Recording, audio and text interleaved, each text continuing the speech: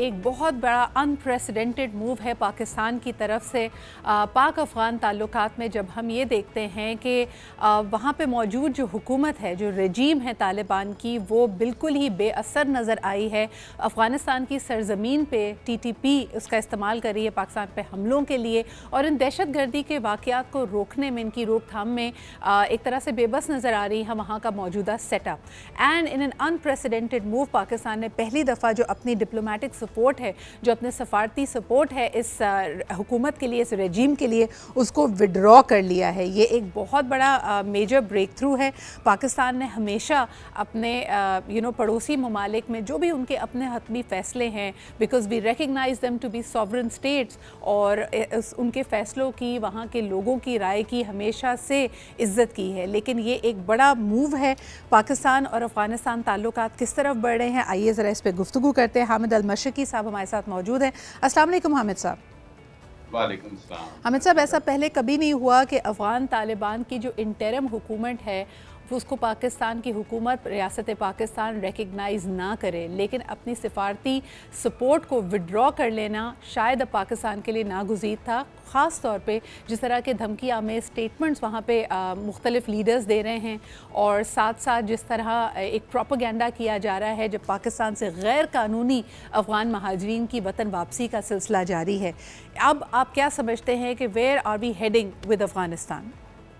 बहुत शुक्रिया सिद्रा। देखिए, बात यह है कि पाकिस्तान ने हमेशा अफगान तालिबान की हुकूमत को न सिर्फ तस्लीम किया बल्कि दुनिया के दूसरे ममालिक पर भी इस पर दबाव डाला। पाकिस्तान तो वो मुल्क है जिसने चाइना और दूसरे ममालिक के साथ लॉबी की कि अफगानिस्तान की तालिबान हुकूमत को तस्लीम किया जाए।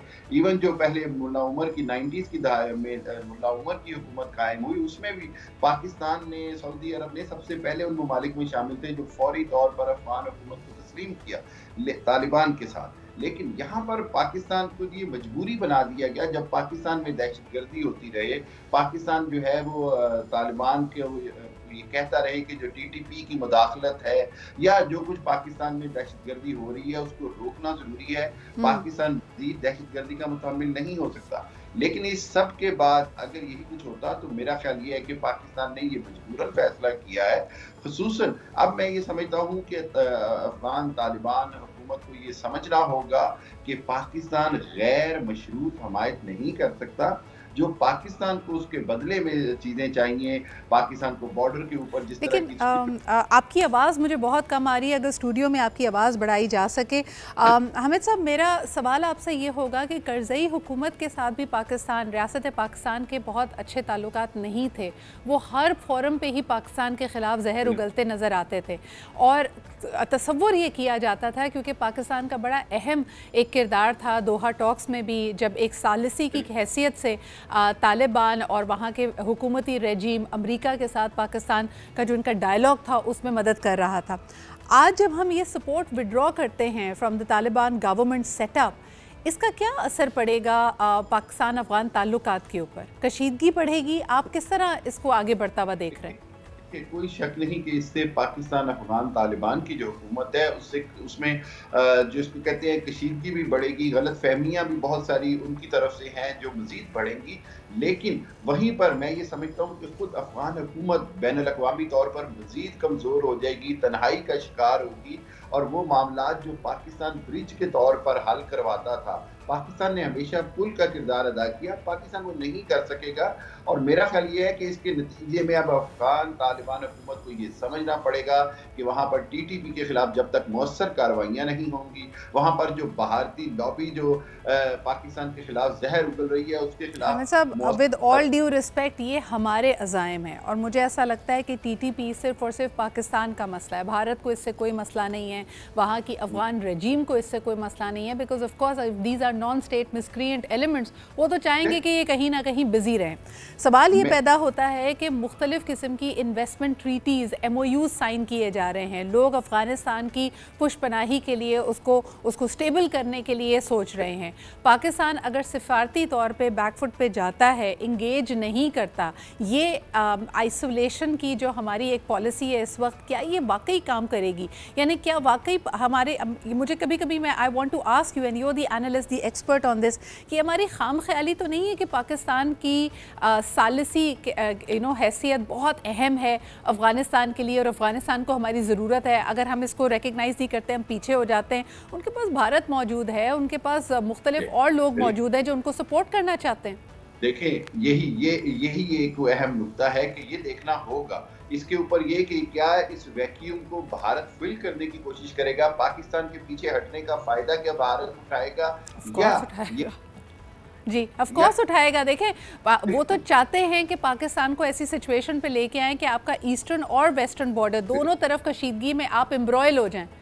बिल्कुल ऐसे ही है, बिल्कुल ऐसे ही है। लेकिन वहीं पर मैं ये समझता हूँ कि पाकिस्तान की गवर्नमेंट को मजबूत मैसेज देना चाहिए अफगान हुकूमत को कि हम उनके लिए कितने इंपॉर्टेंट हैं। हिस्टोरिकली हम बड़े इंपॉर्टेंट रहे हैं, खुसूसन चाइना के साथ ताल्लुकात के हवाले से, खुसूसन अमेरिका के साथ मुज़ाकरात के हवाले से। अब जो इनके फंड्स फ्रीज हुए थे, पाकिस्तान ने उसमें सारा अमल दखल था उनके फंड्स को रिलीज करवाने में। मैं ये समझता हूँ कि पाकिस्तान ने अगर ये जो सफारती तौर पर जो सपोर्ट वापस ली है, इसको पाकिस्तान को देखना होगा कि इसके अंदर क्या अफगान हुकूमत अब कोई पाकिस्तान के हामिद साहब, दूसरी तरफ हम ये भी देख रहे हैं कि इंटरनेशनल प्रेशर, ख़ास तौर पर UNHCR जैसे इदारों का प्रेशर पाकिस्तान पे बढ़ेगा अफ़गान महाजरीन और रेफ्यूजीज़ के हवाले से। ऑलरेडी ये प्रेशर हम देख चुके हैं कि गैर कानूनी महाजरीन को तो हमने वापस भेजना शुरू कर दिया, उनकी वतन वापसी का सिलसिला जारी है। लेकिन जिनके पास कोई दस्तावेज़ात मौजूद हैं, ऑलरेडी ख़बरें आ रही हैं कि उनको एक्सटेंशन दिया जाएगा, उनको पाकिस्तान में स्टे मज़ीद एक्सटेंड करने की कुछ मुद्दत दी जा रही है। तो we are already facing a lot of pressure. Yes, definitely. देखिए, एक तो बात ये हमें समझनी पड़ेगी कि जो 30 साल से अफगान महाजरीन यहाँ मौजूद हैं, उनको भेजना, वापस भेजना बहुत मुश्किल हो गया है और बहुत मुश्किल इंटरनेशनल कवानीन के अंदर भी है, पाकिस्तान के कानून के मुताबिक भी है। जिन्होंने यहाँ शादियाँ कर ली हैं या जिनके यहाँ बच्चे पैदा हो गए हैं, उनको वापस अफगानिस्तान भेजना जो है वो बहुत मुश्किल है, बल्कि उनके लिए पाकिस्तान की हुकूमत को कोई दूसरा लाया अमल इख्तियार करना पड़ेगा जिसके तहत उनके ऊपर कोई लिमिटेशंस हो, कुछ उनके पास जो सिटीजनशिप के राइट्स हैं उसमें कोई फ़र्क डाल दिया जाए।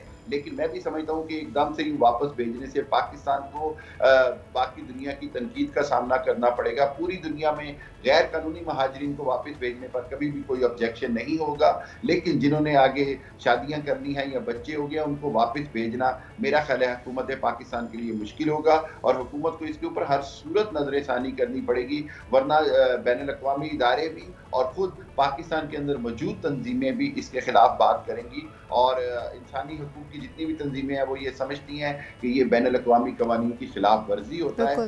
And the weather is also not very conducive. जिस तरह के हम देख रहे हैं कि सख्त सर्दी का सीज़न आ रहा है, आप बेयारो मददगार उनको नहीं छोड़ सकते जो कई दिहाइयों से, कई सालों से पाकिस्तान में मुकीम है, एक उनका चलता फिरता सेटअप है। उनके लिए वापस जाना, जो वो रकम अपने साथ ले जा सकते, ज़िंदगी भर की जमा पूंजी जो उनके पास है, उसमें भी उनको मुश्किलात का सामना है।